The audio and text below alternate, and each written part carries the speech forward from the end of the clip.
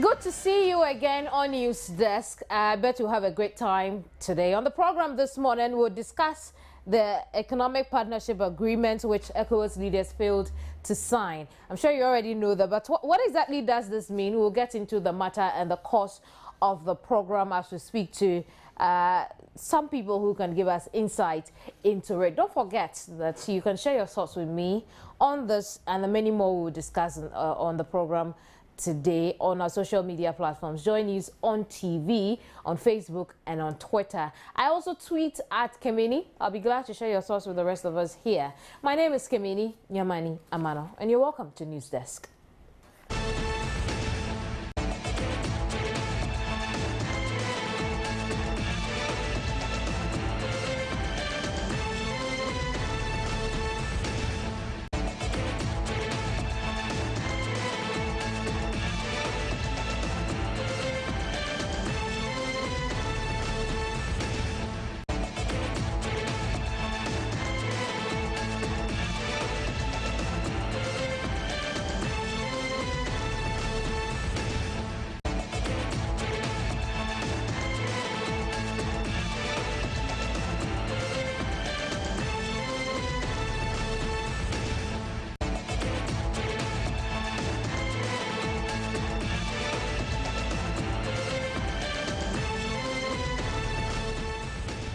If you just tune in, this is Newsdesk with me, Kemini Nyamani Amano. Now, ECOWAS, West African leaders have once again failed to agree to a deal in which they are expected to open their economies to free trade with the European Union. Negotiations over the economic partnership agreement stalled 2 years ago after ECOWAS resisted the lifting of tariff barriers over fears this could kill local industries unable to cope with European imports. ECOWAS leaders at a Heads of State summit in Yamoussoukro, Cote d'Ivoire over the weekend were expected to iron out the nagging differences and finally seal a deal, but that didn't happen.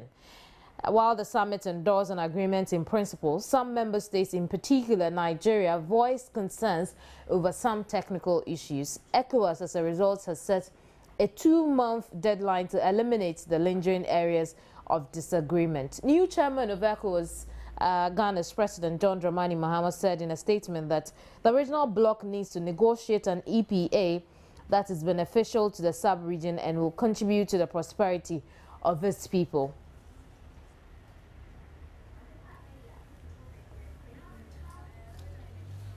Okay. Right, but earlier, Trade Minister Haruna Idrisu indicated government will roll out a program to properly assess how the economic partnership agreement will affect Ghanaians before it takes a decision on it. And let's take a listen to that. What we need to do as a country in the next 2 months or within the next 2 months is to engage stakeholders to appreciate what the EPA means. It naturally will come with some economic adjustment costs to the country. Therefore, we need to conduct a fiscal impact assessment in agreeing onto a regional ECOWAS treaty with the European Union. What will be its implications on our physical situation in terms of revenue losses? What will be its ramifications for industry? So government will conduct a fiscal impact study to appreciate. For instance, Nigeria gives a figure of 1.1 trillion of revenue losses. We also as a country should be able to give a definite figure or a reliable assumption how much is it that we'll lose when we sign on to the pact. This is why you need to conduct a scientific assessment of it.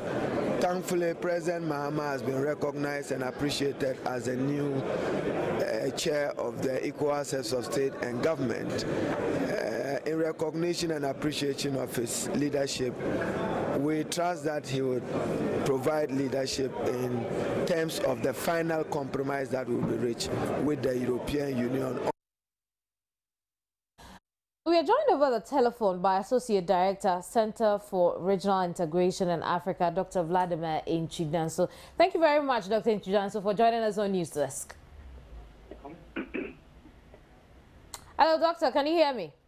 Yes, I can hear you properly. Thanks for joining us on Newsdesk. You are welcome. Right.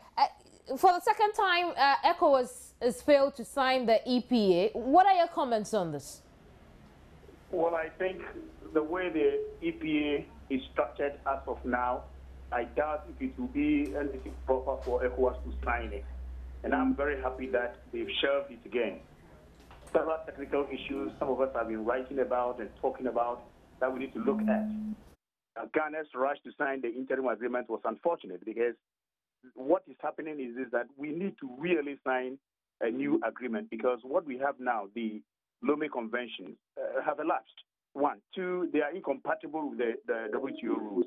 So a new EPA, which is in the spirit of the Cotonou Partnership Agreement, needs to be signed. But what kind, what structure, what we put in, these are the things some of us are talking about. And that ECOWAS must be very careful as not to, put our heads in some area where would be, our economies will be an area, a free area for dumping goods.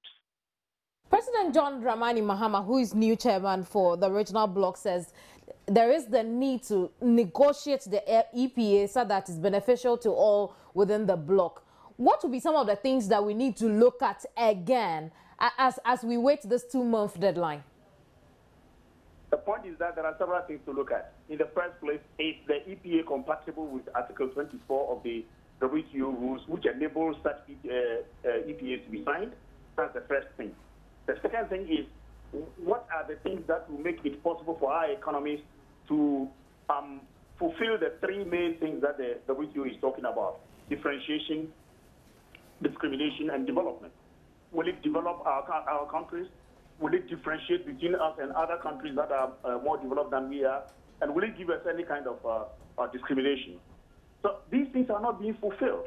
So the basic things are not being done, and that is why everybody is crying, don't sign. The final thing is this, that there are 12 countries in West Africa which have been labeled least developing countries. These don't have to necessarily sign such a technical agreement because they are on what we call everything but arms. Their goods can go to Europe without any tariffs and things like that, except if they are not armed. If only 3 countries can sign, then why don't you lump us together on a general system of preferences that will really give us those preferences that will make our economies grow? So these are some of the technical things that people are talking about, which our governments are not listening to. In actual fact, Europe is going around bribing heads of state and bribing parties which are in power to make sure we sign these agreements. And we need to be very careful. Nigeria has done what is right, and they have actually opposed this thing right ab initio. They've opposed. South Africa has opposed. And if we don't take care, it will kill integration in Africa because they are creating new integrative groupings within the ACP. Right, Dr. Nchudaso, I'm going to have you hold the line. And let's invite Samson onto this conversation. Samson Asaki Awengobet is the Executive Secretary of the Ghana Association of Importers and Exporters. Samson, thank you very much for joining us on Newsdesk. Thank you, my dear sister, and good morning to your listeners as well. Very well. I'm going to pose the same question to you. Good morning to my very good friend, Dr. Nchudaso. Thank you for talking for that. I'm sure he's heard you. You were not particularly happy with the signing of the EPA. Here we are again. Our leaders, the ECOWAS leaders, have failed to sign the agreement. Your comments, I suppose, are happy ones. Well, we are not just against government for signing this document, but what we wanted government to know is that already the Ghanaian importers of this country, we still need some lump sum of amount of money to develop our country. That we should not rush to sign such a policy, giving the opportunity for the European Union to bring 80% of their goods to free into this country. When our ministers and our president will go to address the state of the nation and say, oh, this country, we are importing so much. Now, those who are importing are the people of Ghana, and therefore they are also paying duty to the development of this country. The government sit down and consider how much money, that quantum of money that government is going to lose when they agree to sign this 80%, this EPA compact agreement. Therefore, how much the people of Ghana are going to lose. We think that we have been calling for the government and the people of Ghana that, look, we need money, yes. Our members who import to this country should pay the right taxes, yes, so that the government of the day can use to develop this country. And even if after this government, any successful government comes, we still have some money to develop this country. Therefore, anything that comes to this country, we need to tax it. But the point is, should we put so much better tax on them? Why the people in authority will come out and say that because people are importing so much. Now they know what to pay. Well, you turn around, get in the morning, then in the afternoon, you say, oh, somebody to bring in school, 80% of it is free. The one that you tax and get the money all the time, and the one that you give him to bring you free, and because he's going to give you some small loan, the loan is not going to be for free. The loan, any loan that comes, whether 0%, whether 1% or 2%, is still going to be stressed. And we are going to pay for it. Therefore, we are saying that allow we ourselves to import and allow we ourselves to export. Indeed, the European Union has already gotten the chunk of their own market. The last time I spoke to a network, America was very clear that when was the last time this country have returned certain goods in this country because we cannot even read or interpret whatever is written there, but Kenyans are consuming. So these goods come all the way from this European country. What again do they want? What profit or what margin do they want that they are not getting from the Ghanaian economy? Our market is open to them. Indeed, they're supposed by the GPIC law, they're supposed to even do wholesale transactions in this country, but they are doing even wholesale and retail, competing with the people of Ghana.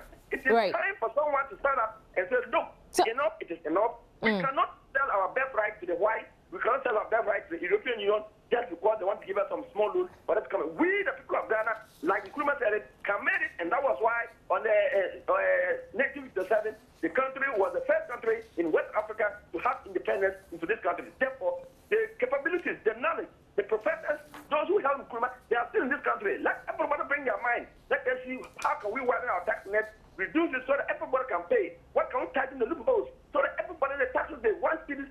We have people in this country, even from the West Africa country, in our market without even taking tickets. And this district assembly, suppose you see Gaga people all over. Samson, I'm going to have you hold on. Samson, just hold your breath a minute. Let's go back to Dr. Inchudanso and then in trying to understand this, Doc, are you there?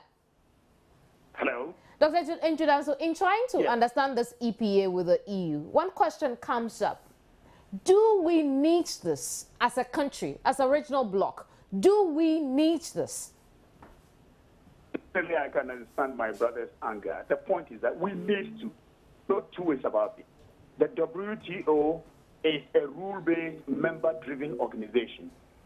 The first article, Article 1.1, the enabling clause, makes it imperative for all countries to be treated equal. However, they knew very well that there are some countries that needed to have some kind of discrimination or some differentiation. So Article 24 is the exception clause. Now, it's the basic reason why the Lomé Conventions must die. If they don't die, it means other members of the WTO will take us to task and will take Europe to task. Or when Europe breaks away from what we are enjoying now, we also suffer. We agree. But then what kind of EPA do we need? And we are saying the one they are bringing is not good for us. Period. And that is why we need to make sure that whatever EPA is brought, it's not detrimental to our economy, just like my brother is saying. That's all we are saying. We need to sign a new agreement, no two ways about that. But we need to be very careful what kind of agreement. Secondly, let us make it clear. The Article 24 that I'm talking about does not allow individual countries to sign any agreement. Right. So it was wrong for anybody to rush and sign interim agreements and things like that. The Europeans are deceiving us. It is an FTA to FTA or custom union to custom union. But the Article 24 is saying when there is a group of countries which is made up of a custom union or a free trade area, and another free trade area is trading on some specific terms, the WTO has no problem with that. So why are they talking to individual countries, wanting to sign separately with Nigeria and then the rest of Ecowas, wanting to sign Africa and then they have created ESA? This is detrimental to regional integration and must know all these technical issues. Should we fear a rift between relationships as far as the countries in this bloc are concerned and the EU? And hence we probably would want to give in. Come again, your question is not clear. I'm asking if we should fear a rift, because of this back and forth and the fact that we don't want to sign what they've been pushing so hard that we pen our signatures to. Should we fear a rift? International relations wise, should we clear what? Should we fear a rift as far as international relations is concerned between ourselves and the EU? Well, definitely there is a rift, but the main point is that it can be mended. What is clear is this, that they have to respect us as a group. If you don't respect us as a group and you go through individual countries, that is wrong. That's what Nigeria is pointing out, number one. Number two, it must be structural. We have a structural kind of specific case in West Africa where 12 of our countries are LDC. So what kind of agreement do we sign? It is different from SADC, it is different from EAC, it must be different from COMESA and things like that. So whether risk or not, yes, these things are bound to happen. The WTO cannot come in and say, do it this way or do it that way. It is us, our government. They should put their hands together and speak with one voice. And is 2 months enough time for that? Well, enough time or not enough time. The point is that you do things right at its own right time. Supposing we rush because of so-called timelines and we regret, you know, just like other people have done it before and they've regretted, selling their birthright. I believe we must do the right thing at the right time. They are not going to kill us. They are not going to send us to court. They said the deadline was 2007. 1st January 2008, the old system, that is the WTO system, should have come into play. It didn't come. We are not there. Nobody has taken us to court. So they must understand us. They don't have to cajole us into appending our signature under threat. And this aggressive posturing of the EU, it leaves a lot to be concerned about. Of course, it must show us that there is something. There is something clear there. They have their specific interests. And then the Africa-EU partnership, they are going to meet soon. They must use this platform. Africa must use this platform to point it out straight. That, hey, look, we cannot be stampeded into, you know, hanging ourselves on the rope. And I'm surprised. There are African intellectuals who have written a lot. In fact, the literature is inundated with all kinds of special research on this issue. So African leaders must stick up and tell their European counterparts, we need a partnership that is mutually beneficial, period. And so as it stands now, what would be your advice for African leaders as far as this is concerned, as far as the relationship between this bloc and the EU is concerned, in order not to mar it?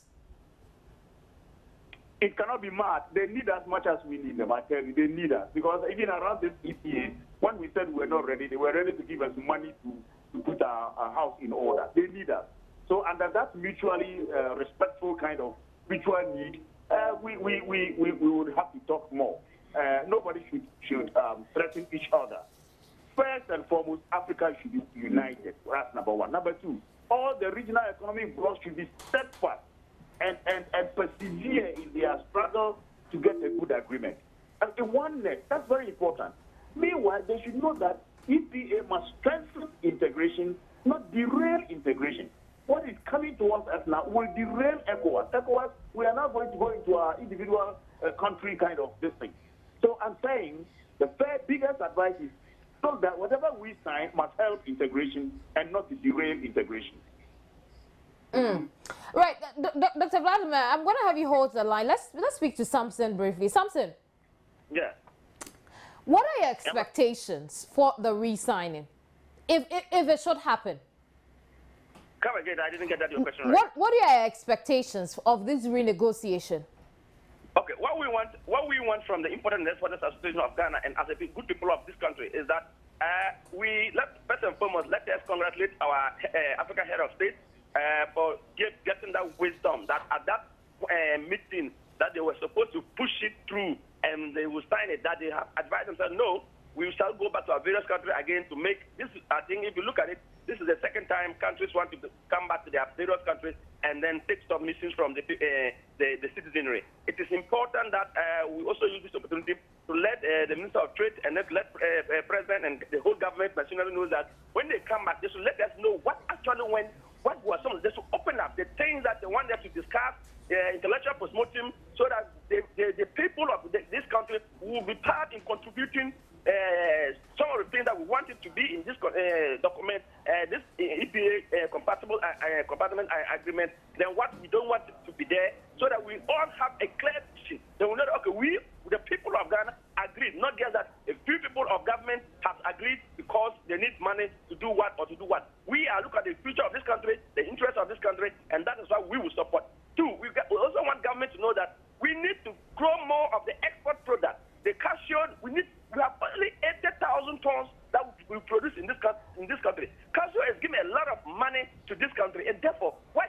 ocean trade. The Minister of Trade should do something about it, and the Agriculture should do something about it. Any goods, any non-commodity crops that agri-based crops that we can grow to export and get the hard currency to inject into our economy, we should do that. We should give more money to the cocoa farmers to grow more cocoa so that our volume can increase. These are some of the things that when we have more cocoa, have more cashew to export, we can make a lot of money and forget of these things that this why. What did they see? Is it about our oil? Is it about the free market that they want to come to this country and make a repatriate the money? Already their members are in this country making huge lot of sums of money. The other day I said it. Some of the European countries members in this country can bring a full load of rice, a full load of rice, of sugar, a full ship. So many things that they can bring to this country. And at the end of the day, what they do, our government, our people, the people of Ghana, make sure that they repatriate all their profit. This is what we are talking about. At the end of the day, it is the people of Ghana, we lose and they don't lose. Already they have that opportunity. We are saying that they even want sometimes return our goods.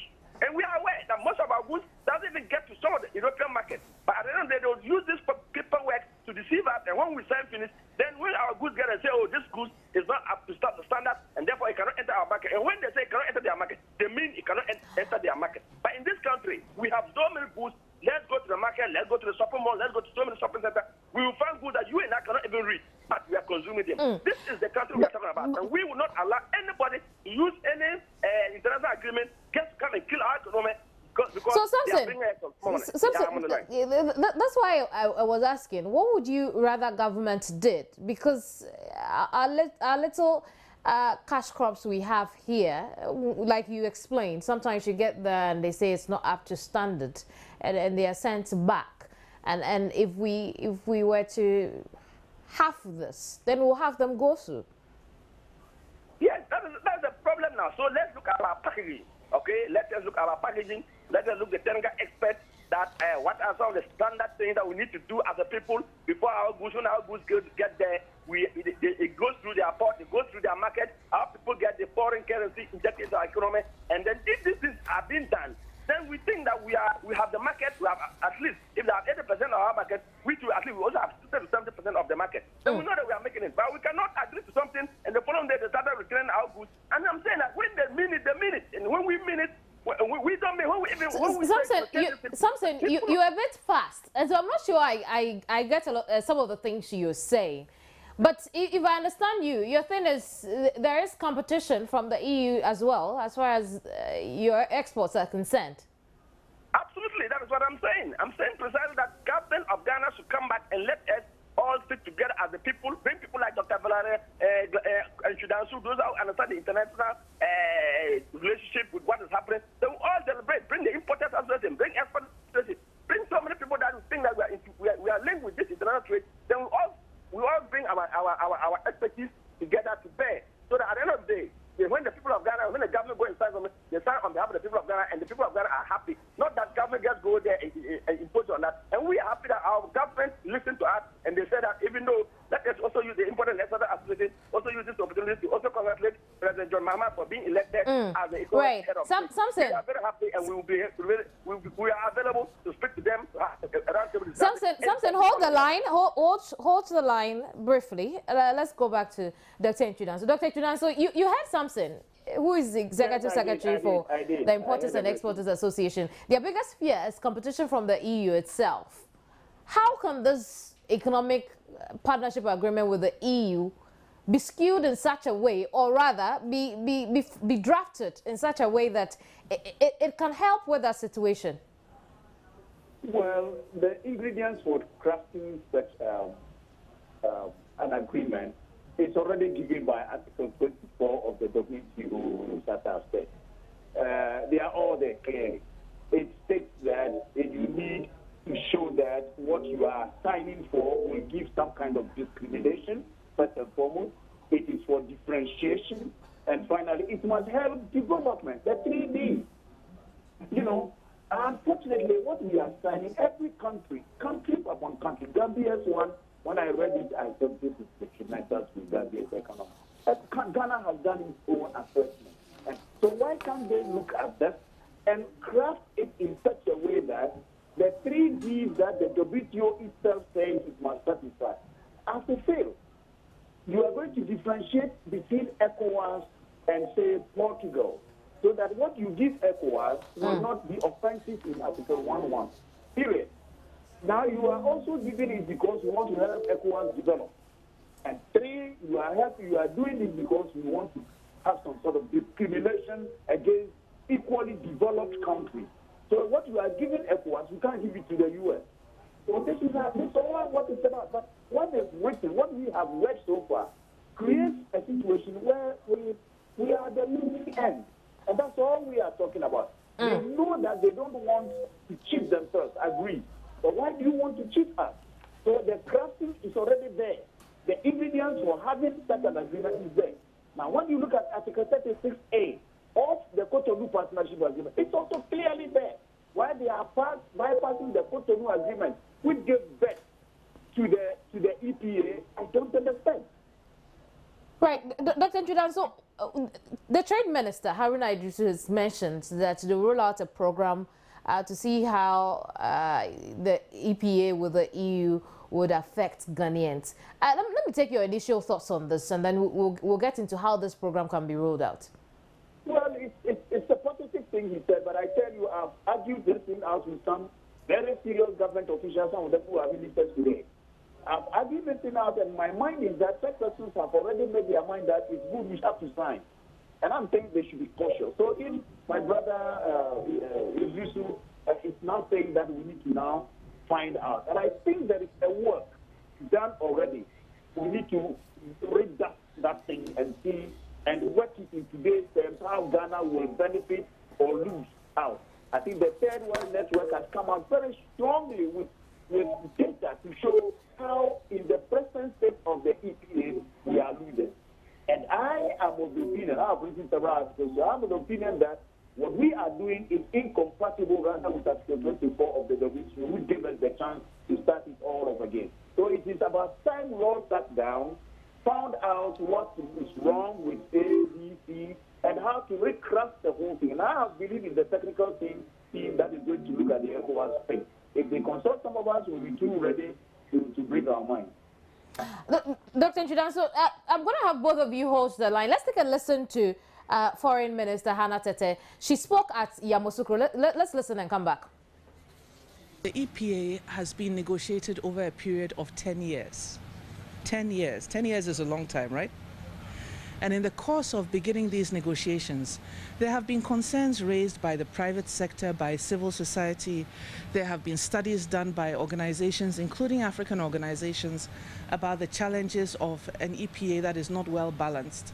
And all of those things have been taken into consideration by our negotiators in reaching what is now an almost final text of an economic partnership agreement.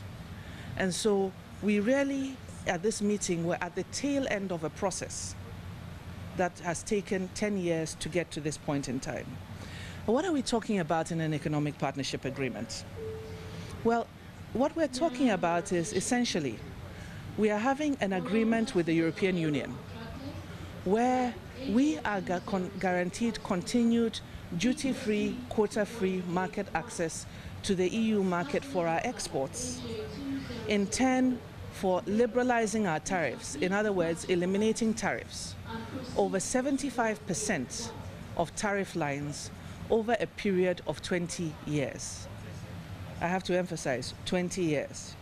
So even if we were going to agree on an EPA tomorrow, it didn't necessarily mean that everything from the European Union instantly was going to enter into our market duty-free. And when we look at our exports to the European Union, we must remember that not all our exports are raw materials. If I'm just to mention off the top of my head, some companies that I know have benefited from market access under the Economic Partnership Agreement. If you go to Kasunya, there's a company called Golden Exotics. They have a banana plantation. They export bananas to the European Union. We didn't have significant banana exports in 2004. As a matter of fact, at that time there were quotas. So there was even a limit to the amount of bananas that we could export. And so Volta River Estates, for those of you who might remember, were constantly putting out adverts in the papers asking why there had been a limitation on their exports into the European Union, though they were growing in Ghana. so many years later, 10 years later, we now are doing over 60,000 metric tons of bananas to the European Union in a year. That plantation is giving at least 1,000 people jobs. Right, and so that was Foreign Minister Hannah Tete. She spoke here in Accra after visiting the 44th Ordinary Session of the Ecowas Heads of State in Yamoussoukro, Ivory Coast. I still have over the telephone an Associate Director for the Center for Regional Integration in Africa, Dr. Vladimir Nchidanso, as well as Executive Secretary, the Ghana Association of Importers and Exporters, Samson Asaki Awingobit. Thank you, gentlemen, for holding the line for us. Thank you. You're welcome. Dr. Vladimir, I'm going to start with you. You had Foreign Minister Hannah Tete. What meaning do you read into the things she said? Well, you could see a tacit kind of acquiescence. Like she would have loved that we signed the agreement. I say this because we have had a chance to talk to her before. But well, yes, market access. We need that market access. And we need also to make sure that our goods get to the foreign market the way we have to. But the agreement must make sure that we are not on the lower side. That's all we're saying. Yeah, we need market access. Gone were the days when we have these quotas. The WTO itself is against quotas. That's why they want to streamline everything so that people have market access.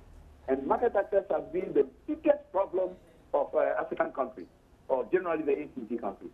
So in asking for market access, we don't have to make it in such a way that, fine, therefore our industrial goods will have all this kind of non-tariff barriers against us because they have not been done into some specifications.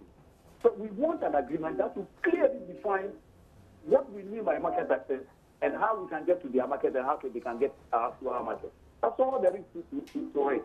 But reading from her statement, you can clearly see that she's afraid if we don't sign something might happen. I'm not afraid. And one of the tips she gave was the fact that we are opening up to EU imports does not mean everything is coming here into the country. And the fact that we would have access to theirs doesn't mean everything is going out of the country. Now, my question to you, Samson, is what sense do you make of this? Minister of Foreign Affairs, at the time she was delivering her speech, I was in a car and I have to ask my driver to stop over so that I can hear better. I got a gist of it, but so let me take it from where I heard from Dr. Nchidanso. What is happening is that the minister tells us, the people of Ghana, what type of goods these European unions, when we should sign this EPA agreement, will be brought into our country. The minister could not say that. Tell us what specific goods that the EPA agreement will be given to them and then they will be imported to this country. Two, we are talking about market, access to market, and I keep on hammering that they should not come and blindfold us and we will sign something. And at the end of the day, when we say banana, we grow banana in this country. Did banana have standard and substandard? What we grow is what we eat. So what we eat and know that this is good is what we take to them. We cannot eat the good ones and take bad ones to them because we know that at the end of the day, it is the forest that will come back to our market to grow our economy. There's no way any clear, sensible Ghanaian person who want to get forest from this market or having the opportunity to go to this market to make sales and we say, oh, let me send the substandard. We cannot do that. Two, the cashew that I spoke about, fair butter that we talk about, tie and dye batik that we have to export to them to their market and then make sales and bring it back. Wait, they themselves even come there. You see, go to the Accra where they sell this tie and dye batik market there around the Accra Central area. If you go to see the white, immediately they come to this country, they go there and buy themselves. We cannot do that. We should go and sell to them, not they coming to buy themselves and take it back here. That's all the things that we are talking about. We want the policy to be said that if they see anything from Ghana, they should be ready to patronize it. They shouldn't tell us that we brought substandard goods because we ourselves, we wear what we will give them. We eat what we give them. So, Samson, let's wrap it up with you. Are you hopeful for some of the positive changes you have addressed here to appear in the new negotiations? Are you hopeful to see any of them? Are you hopeful of a new EPA with the EU in 2 months?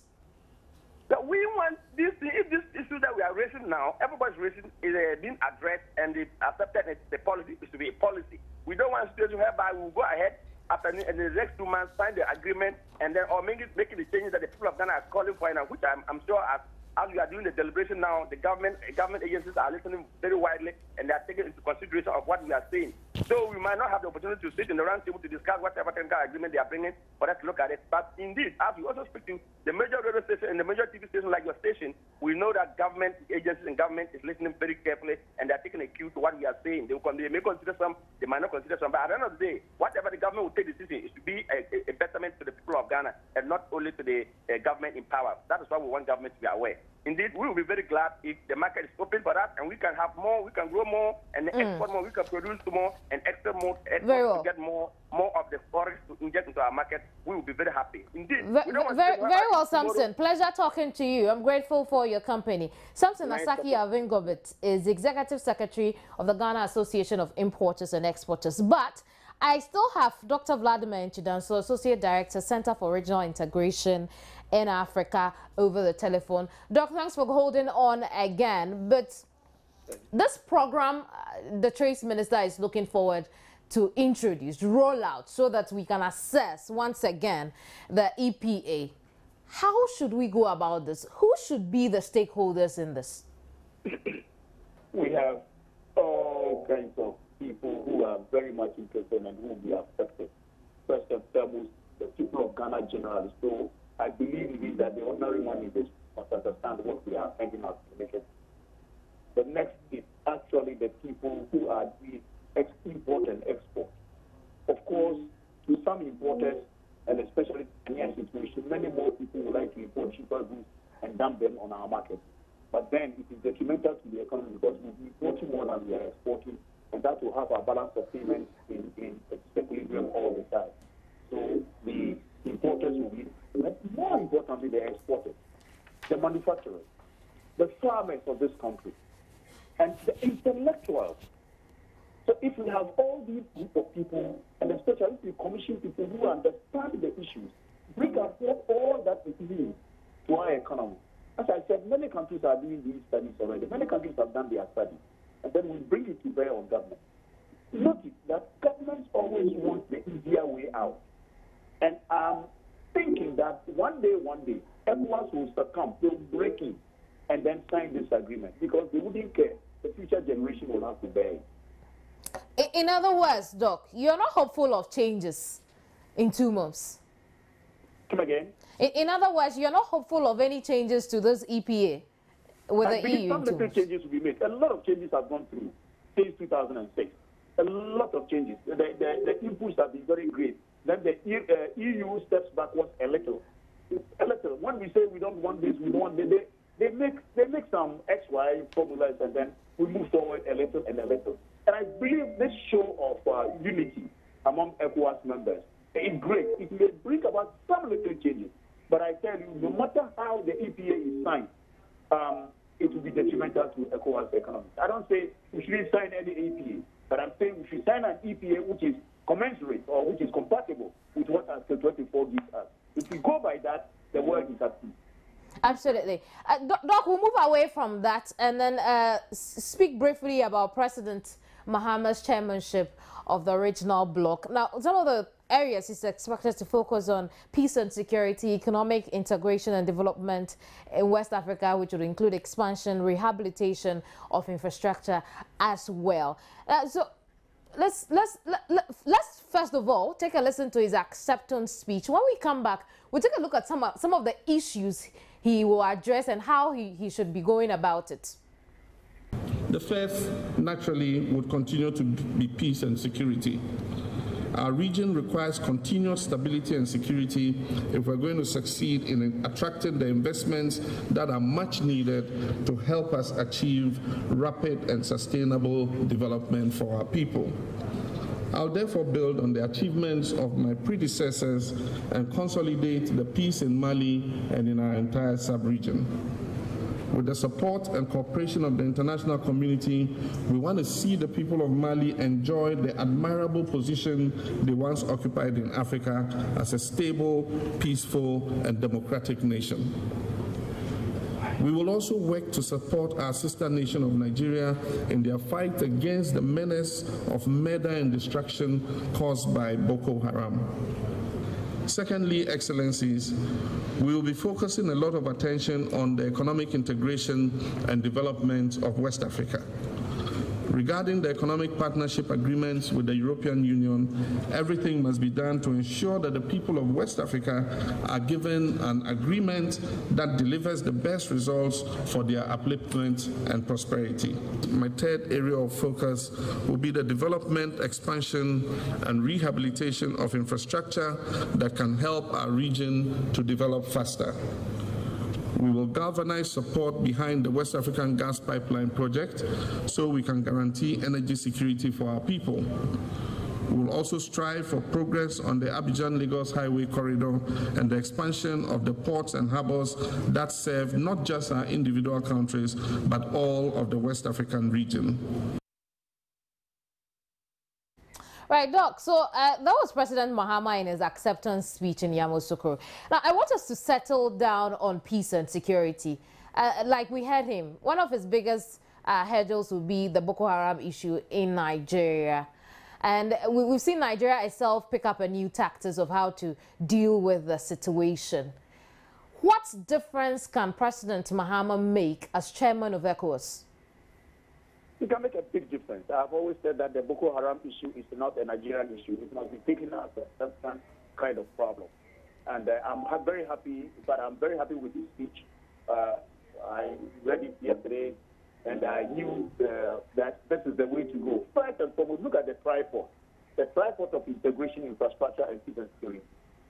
ECOWAS can go nowhere without pivoting its future to the tripod of full integration, infrastructure development that will link our economy, and then peace and security, because without peace and security, forget about integration. So the tripod on which you want to base its governance, whatever it is, within the period of his tenure, very good. If we are fully integrated, then we can have a collective kind of security, just like NATO will not allow any part of its backyard to burn. So ECOWAS can take up this Boko Haram issue, or Mali, or any other part of West Africa, to ensure that there is peace. Once there is peace and peace, there will be development through infrastructure connection. Then integration will be on the high. So this is, it was perfect. I must confess, the speech pivoting this thing on these three very important issues, so perfect, very, very perfect. And that's how he has to go. Let's look at integration in other, as a way of achieving security over the bloc. As far as Boko Haram is concerned, what can we do as a regional bloc? As a regional bloc, we can have regional security. Already we have the West African standby force. We need to beat it up seriously, like Ecowas. You know, I believe that if we are. Hello, Dr. Njudan, so I can hear you. Yes. I believe that if we have this standby force well established, I think it is coping a little because of some negatives. But if we are able to let it be fair, no part of West Africa will burn. That's number one. Number two, we need to speed up integration, because it is only integration that takes away all these insecurity issues. If Nigeria, Ghana, Sierra Leone, all these places are interlinked, full of industries, and we are working just like Europe, who will be thinking about taking up arms against a certain government? In any case, there will be supranational institutions that will work for ECOWAS, and not Goodluck Jonathan or Mahama or anybody. Supranational institutions will be looking at rules and regulations, and the governance system will be a West African governance system, and not individual countries where you can have these pockets of insecurity. Finally, where infrastructure is concerned, if we are linked up fully, then come to look at the situation where we don't have any cargo ship moving from Lagos to, say, Dakar. We don't have it. We don't have Eco Air. Driving from here to Senegal is a nightmare. Or driving from here to Nigeria is a nightmare. So if our president is now talking about highly developed infrastructure, peace and security and integration, I believe this is the way. This is the way we should go. But would we see it happen when we have our border lines not only on the map, But in reality, we do have those borderlines as well. If you really want to go about, because from 1975, this is what we wanted to remove. So this is the time to get these things removed. And we can get it removed through this infrastructural development. We now have the West African Power Pool, for example, West African gas pipeline. Which hasn't been functioning too well for Ghana. Come again? The West African gas pipeline you mentioned, it hasn't been functioning too well for us. So again, it brings me to the point where we don't seem to see that within ourselves as a bloc. It doesn't. That integration doesn't seem to exist. Individual countries are trying to resist integration, but integration is a sine qua non to the art government. Any government that does not believe in integration is doomed. In fact, President Mahama cannot develop Ghana alone if he doesn't link our economy to the rest of Ecowas. But this should be the clarion call. Our economy should be intrinsically linked with the development of the whole of the West African region. Let me tell you today, there is no country that does not want to be part of an integrated group. It is true that governments look at the next election, but this is the time to make West Africa an integrated whole. But this is what Africa wants. The African Economic Community Project from 1991 has been refurbished in order that all these rests must be strong. And if our president is not talking about integration, infrastructure, and peace, this is the only way. This is the time. This is the time to move fast and cause all those things to be done. West African gas pipeline, West African power pool, an integrated kind of highway from one country to another. And you will see economic development coming because integration is trade-induced. And as you do this, what happens is that trade booms and you have one currency that will be used by the 350 million West African citizens. Now, this will be quite a task for President Mahama as chairman of ECOWAS, achieving that regional integration, wouldn't it? It will be a task, but a journey of 1,000 miles, as the Chinese saying goes, starts with just the first step. Let President Mahama take the bold step. In fact, we have been at the forefront of integration for a long time. Let him take the bold step to start it. Another president will come and continue, and his counterparts are continuing from all other angles. And I tell you, we can get that integrated whole very soon because we set ourselves the year 2025 by the AEC project. Now we have moved it, and we believe that by the year 2050, that Africa, the whole of Africa wants to get itself integrated. We in West Africa must get by 2030, which should be able to get somewhere as a fully integrated whole. Like one country, like Europe, when you can live in Ghana and work in Nigeria if you want, if that demand is there. You can live in Accra, take your car and drive all the way to Senegal. It is there is a possibility. There is that possibility.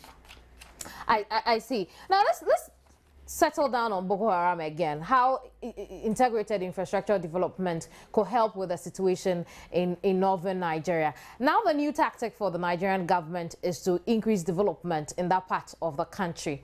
And when we take this situation vis-a-vis the EU's bailout of Greece, and we want to do same, regional integration and integrated infrastructural development, what can ECOWAS do as far as that tactic is concerned? What can we do to support Nigeria?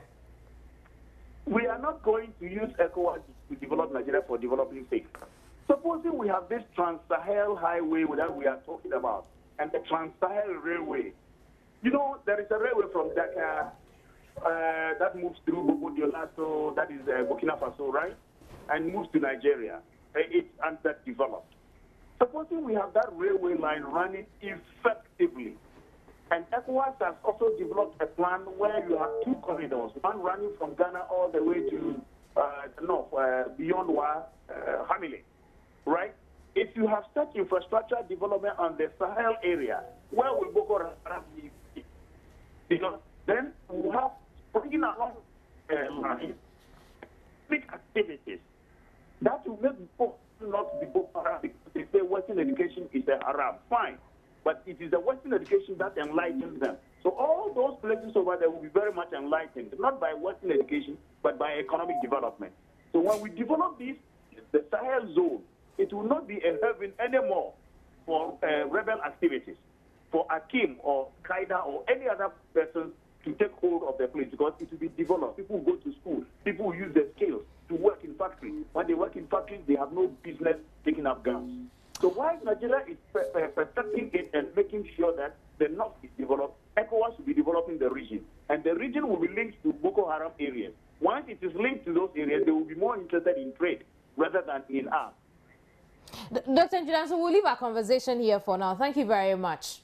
You are very welcome. Dr. Vladimir Nchidanso is Associate Director for the Center for Regional Integration in Africa. We've been speaking on the Economic Partnership Agreement, and we roped in President Mahama's tenure as chairman of ECOWAS. When I return, I'll read some of your messages. Don't go away.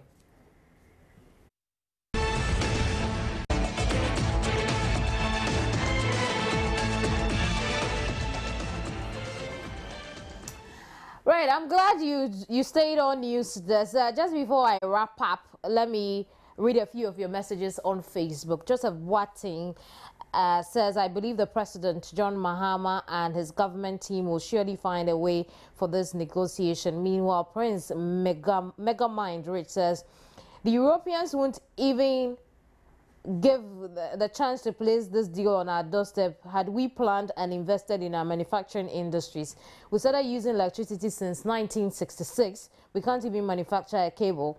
We have to set up, else we officially begin slavery in Ghana. We can't manufacture a cable? Well, Kamal Destin Tampuli says, imperialism and neocolonialism is the bait for the capitalist West Africa. Africa should trade among its comrades. Africa must learn to produce finished goods, no matter the standard, and let the Europeans come down and buy them. Japan and China did it when 10 years ago we were told Samsung products were inferior. Today, even America glorifies Japan and China. Now, it's a very long message, so I'll leave it there and read some other ones. Kaba Nelson says, well, Nelson, I don't know how I can help you right now, but I'm sure we'll get to you. And Hansen, trade among member countries will result in mutual economic gains. And he adds, monkeys play by sizes. That is from Bassa Dominic. A few more I'll read and then we move on. Jask Mix says, well, I don't think that the signing of an agreement can cause harm, but how will the SMEs survive from this? Those are your messages, and as you always know, I'm totally grateful for them, and I'm even more grateful that you stayed on Newsdesk. It was wonderful coming your way. Have a great week ahead of you. My name is Kemini Nyamani Amana. I'll see you at midday on News Today.